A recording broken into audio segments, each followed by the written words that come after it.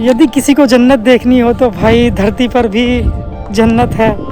आप लखनऊ अम्बेडकर पार्क आ सकते हो, बहुत ही शानदार दृश्य है, आप देखोगे देखते ही रह जाओगे, बहुत ही अच्छा बना है, एक बार आना। पानी से नहाते हैं जो वो लिबास बदलते हैं, जो पसीने से नहाते हैं वो इतिहास बदलते हैं। आज के दिन की आपको हार्दिक शुभकामनाएं।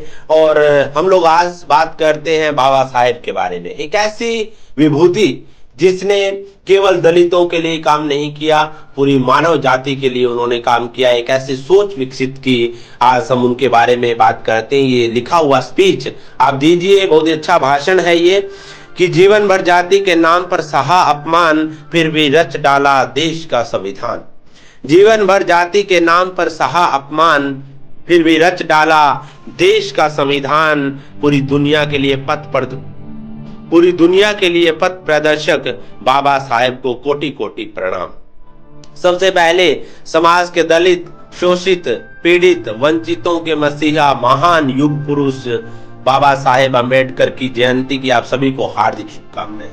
मंच पर आसीन माननीय मुख्य अतिथि, पदाधिकारी एवं बाबा साहब के प्रति आस्था रखने वाले उपस्थित बुजुर्गों, युवाओं और देश के नागरिकों का हार्दिक अभिनंदन करता हूं। एक पूरा लहजे के साथ और वो इसको आप तैयारी के साथ बोलिए वहां पर कि 14 अप्रैल का यह पावन दिवस आज विश्व भर में मनाया जा रहा है, क्योंकि बाबा साहेब की महान सोच केवल भारत के लिए ही नहीं, विश्व भर के लिए एक दिशा बोधक है। विश्व के अनेक विकसित अमीर देशों में भी महिलाओं को राजनीतिक अधिकार के लिए वर्षों संघर्ष करना पड़ा। वहीं भारतीय संविधान के लागू होते ही पहले ही दिन से भारतीय महिलाओं को वोट का अधिकार मिला। यह बाबा साहेब की देन है, जिसे विश्व मंच पर सम्मान मिला। बाबा साहब को सम्मान देने से पूर्व हम उनके जीवन के संघर्षों के बारे में जरूर जानें। उनका जीवन एक प्रेरणा है। कोई भी हारा हुआ मनुष्य यदि उनके संघर्षशील उन्नत जीवन के कुछ पहलुओं पर ही विचार कर ले तो मन में एक प्रेरणा जाग जाती है। आज इस कार्यक्रम में हम एक प्रेरणा लेकर उठे और बाबा साहेब के जीवन मूल्यों से सीख कर कोई सृजन करने का संकल्प ले। एक बात यह भी जाननी आवश्यक है कि डॉक्टर भीमराव अंबेडकर को केवल दलितों, पिछड़ों का मसीहा कहकर उन्हें छोटे दायरे में ना समेटे।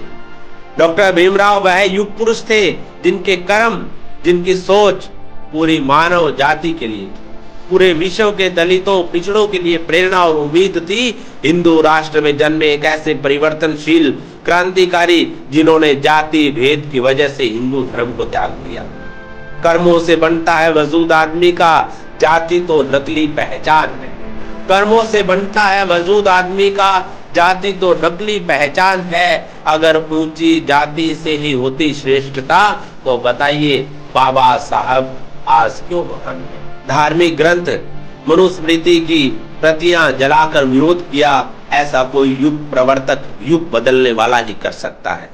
ऐसे युग पुरुष युगों युगों याद किए जाएंगे।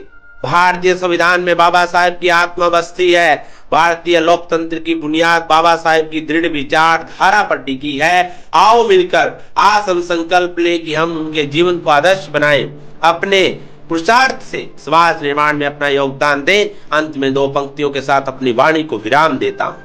आपके कर्म ही आपकी पहचान है, वरना भीम नाम के तो हजारों इंसान है। आज हम लोग अपनी ऐसी छवि बनाएं दोस्तों।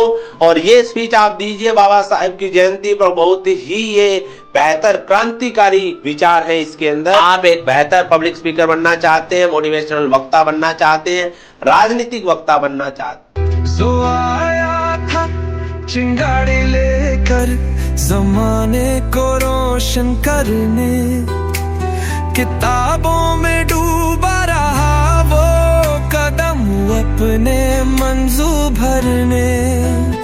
वो टूटे दिख रहा फिर भी डटा, दुनिया से लड़ा, खुद से लड़ा, चट्टान सा इरादा उसका झुकाना था वो कर गया।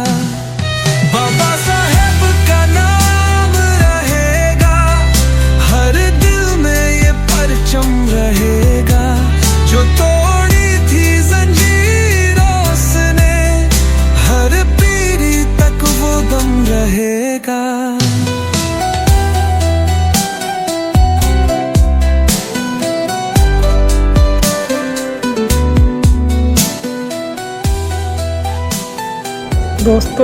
आप सभी देख सकते हो बाबा साहेब जी की डिग्रियाँ यहाँ पे MA PhD कोलंबिया यूनिवर्सिटी से।